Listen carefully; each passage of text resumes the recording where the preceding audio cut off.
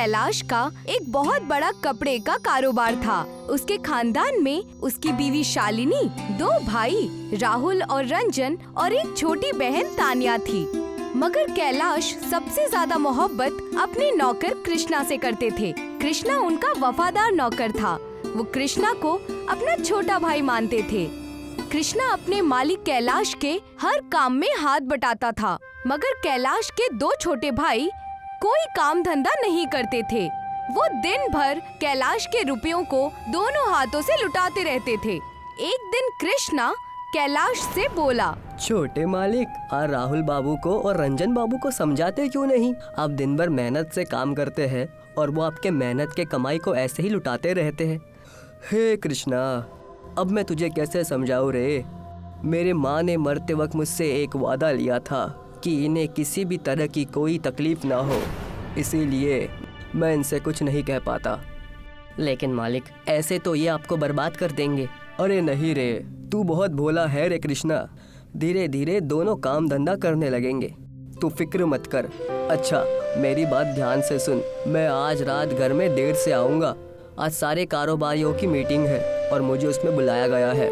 ठीक है छोटे मालिक, आप कितने भी रात में आएंगे मैं आपको जागता हुआ ही मिलूंगा। लेकिन क्यों? मालिक, आपको खाना गरम करके भी तो देना है। कृष्णा की बात सुनकर कैलाश मुस्कुराते हुए अपनी गाड़ी से ऑफिस चले गए। मीटिंग में शहर का एक और बड़ा कारोबारी राजन कसाना भी बैठा हुआ था। सारे कारोबारियों ने उसके ऊपर चोरी का इल्जाम लगाया हुआ था। मीटिंग में कैलाश अपने सारे कारोबारी भाइयों से बोले, तुम सब फिक्र मत करो, इस बात का फैसला मैं 1 हफ्ते बाद करूंगा। अब तुम सब अपने अपने काम पर जा सकते हो। मीटिंग खत्म होने के बाद राजन कसाना मुस्कुराता हुआ कैलाश के पास आकर बोला, आपको क्या लगता है कैलाश जी कि इन कारोबारियों ने मेरे ऊपर जो इल्जाम लगाए हैं वो सही है या गलत? सीधी सी बात है राजन, कारोबारियों का सारा पैसा आपके सीक्रेट बैंक में रखा जाता है। अगर अकाउंट में से रुपया कम हुआ है तो आपके ऊपर ही इल्जाम लगेंगे ना।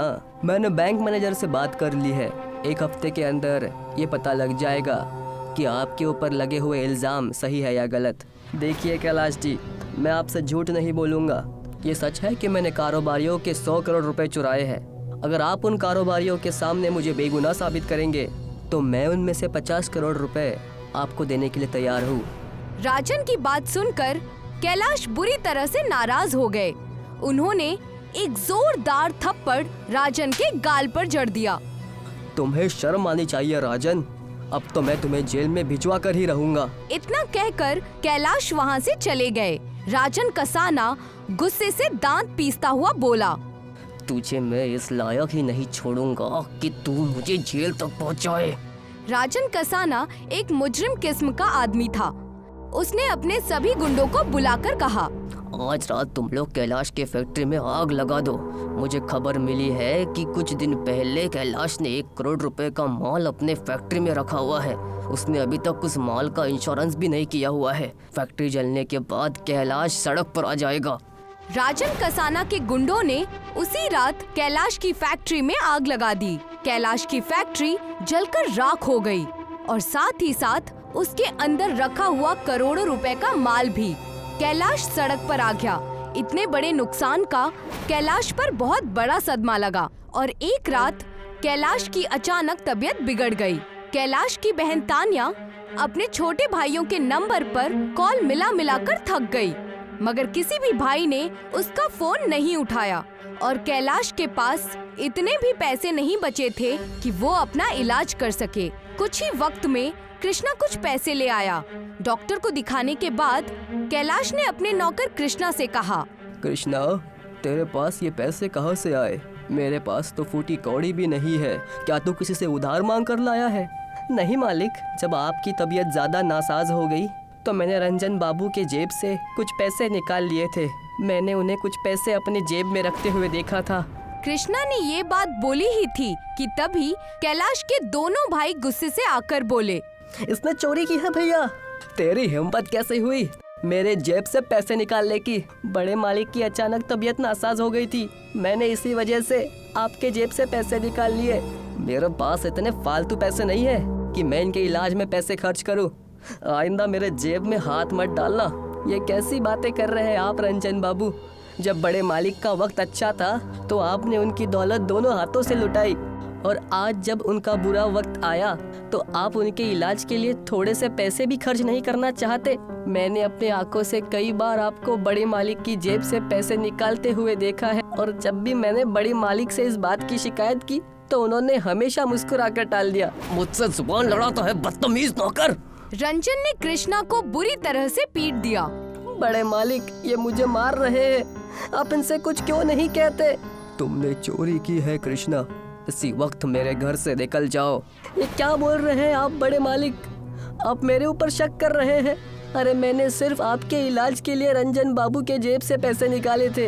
हाँ, लेकिन तेरी हिम्मत कैसे हुई चोरी करने की? थोड़ा सा नासाजी हो गया था, मरा तो नहीं जा रहा था। इसी वक्त मेरे घर से निकल जा। कैलाश ने कृष्णा को धक्के देकर घर से बाहर निकाल दिया। कृष्णा आंखों में आंसू लिए चीखते हुए बोला, हाँ जा रहा हूँ, और कभी भी इस घर में दोबारा कदम नहीं रखूंगा मालिक। बड़ी मालिक, रंजन बाबू ने जब मुझे थप्पड़ मारा तो मुझे इतना बुरा नहीं लगा जितना आपके इस धक्का देने से बुरा लग रहा है। आज मुझे ये दुनिया समझ में आ गई है। बड़े मालिक का नौकर चाहे कितना भी बड़ा क्यों ना हो जाए, उसका सर बड़े मालिक के जूतों से हमेशा नीचे ही दबा रहता है। इतना बोलकर कृष्णा कैलाश के घर से बाहर निकल गया और गुस्से से एक फुटपाथ पर जाकर रोने लगा कि तभी एक आदमी दौड़ता हुआ उसके नजदीक आकर गिर गया। वो आदमी बुरी तरह से हाँफ रहा था और उसके जिस्म से खून बह रहा था। ये तुम्हें क्या हुआ? तुम्हें तो गोली लगी है। वो आदमी एक छोटी सी शीशी और एक बड़ी सी फाइल कृष्णा को पकड़ाते हुए बोला, मैं एक साइंटिस्ट हूँ, मेरे पीछे कुछ लोग लगे हुए हैं। तुम मुझे यहाँ के मालूम नहीं पड़ते, तुम कस्बे के मालूम होते हो। लेकिन ये है क्या? इस शीशी में तैयार किया हुआ एक ऐसा फॉर्मूला है कि जिससे तुम हीरे का एक महल बना सकते हो, और इस फाइल में उसका फॉर्मूला भी बना हुआ है। तभी कुछ लोग हाथ में बंदूक पकड़े हुए कृष्णा की ओर दौड़ते हुए आने लगे। कृष्णा वहाँ से भाग गया और सीधा अपने गांव पहुँच गया। कृष्णा की थोड़ी बहुत खेती पड़ी हुई थी। कृष्णा अपने खेतों में कटहल की सब्जी बोने लगा और उसने उस आदमी के बताए अनुसार उस शीशी में केमिकल का इस्तेमाल कटहल की फसल पर किया तो उसके सामने एक चमत्कार हो गया। दरख्त पर हीरे के कटहल उगाए। ये देखकर कृष्णा खुशी से पागल हो गया। उसी वक्त उसकी माँ भी वहाँ पर मौजूद थी। माँ देखना, अब मैं कुछ ही दिनों में अमीर हो जाऊंगा। अमीर होने के बाद मैं सबसे पहले अपने बड़े मालिक को जवाब दूंगा, क्योंकि उन्होंने भी मुझे चोर कहा था, जबकि मैंने उनके लिए ही चोरी की थी। कृष्णा की बात पर माँ मुस्कुराते हुए बोली, मैं कैलाश को बहुत वक्त से जानती हूँ बेटा। जब तू बहुत छोटा था तब वो तुझे बड़े मोहब्बत से यहाँ से ले गया था। उस बेचारे ने तुझे इस वजह से घर से निकाल दिया कि वो गरीब हो गया था। उसे बिल्कुल भी पसंद नहीं आया था कि उसके छोटे भाई ने उसके सामने तुझे हाथ लगाया, इसीलिए उसने तुझे अपने पैरों पर खड़ा होने के लिए घर से बाहर निकाल दिया। अपनी माँ की बात सुनकर कृष्णा गहरी सोच में पड़ गया। अब समझ में आया माँ कि जाते हुए बड़े मालिक रो क्यों रहे थे। तो फिक्र मत कर, मैं सब कुछ ठीक कर दूंगा। कृष्णा ने सारे हीरे के कटहल बेच दिए और बहुत रईस हो गया। लेकिन जब वो कैलाश के घर पर गया तो उसे पता चला कि कैलाश की बीवी मर चुकी है और कैलाश के भाइयों ने उसे धक्के देकर घर से बाहर निकाल दिया है। कैलाश का घर भी बिक चुका है। कृष्णा ने पूरे शहर में कैलाश और तानिया की तलाश शुरू कर दी। तलाश करते करते वो कैलाश की फैक्ट्री गया। फैक्ट्री का एक पुराना मजदूर कृष्णा से बोला, कैलाश जी के साथ तो बहुत बुरा हुआ है कृष्णा, तुमने आने में थोड़ी शायद देर कर दी। मुझे कैसे भी करके बस एक बार बड़े मालिक का पता मिल जाए। जानते हो कृष्णा, मैंने अपनी जिंदगी में कैलाश जी जैसा दिलदार इंसान नहीं देखा। सच तो ये है कृष्णा कि कैलाश की फैक्ट्री में आग लगी ही नहीं थी, बल्कि लगाई गई थी। ये क्या बोल रहे हैं आप? मैं बिल्कुल सच कह रहा हूँ कृष्णा, वो किसी और ने नहीं बल्कि राजन कसाना ने लगाई थी। बस एक चीज मेरे जहन में नहीं आती कि आखिर वो फैक्ट्री में आग लगाने में वो कामयाब कैसे हो गया। मैं कुछ समझा नहीं, क्योंकि कैलाश जी ने अपने फैक्ट्री में कुछ ऐसे गैजेट लगवा रखे थे कि अगर फैक्ट्री में कोई स्मोकिंग भी करता तो खतरे के सायरन बज उठते, मगर उस रात नहीं बजे। ऊपर वाला उस राजन कसाना को कभी माफ नहीं करेगा। इतना कहकर वो मजदूर वहाँ से चला गया, मगर कृष्णा ने अपनी तलाश जारी रखी। एक दिन कृष्णा अपनी कार में कैलाश को ढूंढता फिर रहा था।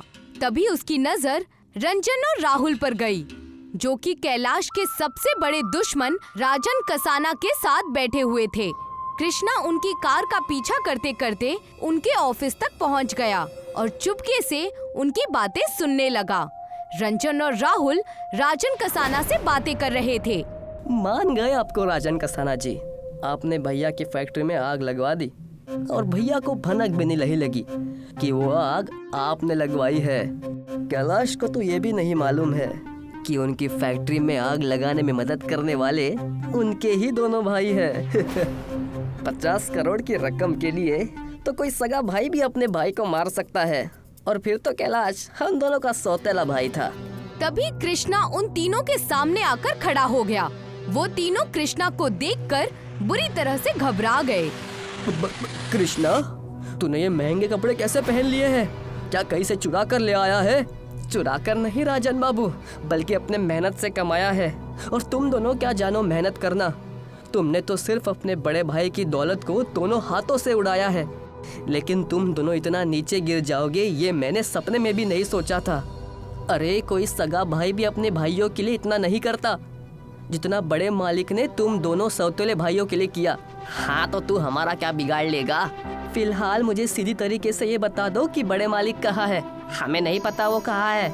अगर ढूंढना ही है तो जाकर उन्हें किसी मंदिर के बाहर ढूंढ। दोनों बहन भाई भीख मांग रहे होंगे। तुम दोनों कार में चाहकर भी कुछ नहीं कर सकता, क्योंकि बड़े मालिक तुम दोनों से बेहद प्यार करते थे। तुम्हें तुम्हारे किए की सजा ऊपर वाला देगा। लेकिन राजन कसाना, जिस दिन मुझे बड़े मालिक मिल गए ना, उसी दिन मैं तुझे तेरे किए की सजा दूंगा। इतना कहकर कृष्णा गुस्से से बाहर निकल गया। कृष्णा ने पागलों की तरह कैलाश की तलाश जारी रखी। कुछ महीनों बाद कृष्णा एक मंदिर में पहुंचा। उसने देखा कि कैलाश और उसकी छोटी बहन तान्या मंदिर के बाहर बैठे हुए थे। ये देखकर कृष्णा की आंखों में आंसू आ गए। वो दौड़ता हुआ कैलाश के पास पहुंच गया। मैं आ गया मालिक, मुझे माफ कर देना। मैं आपके बर्ताव को समझ नहीं पाया, मैंने आपको गलत समझा।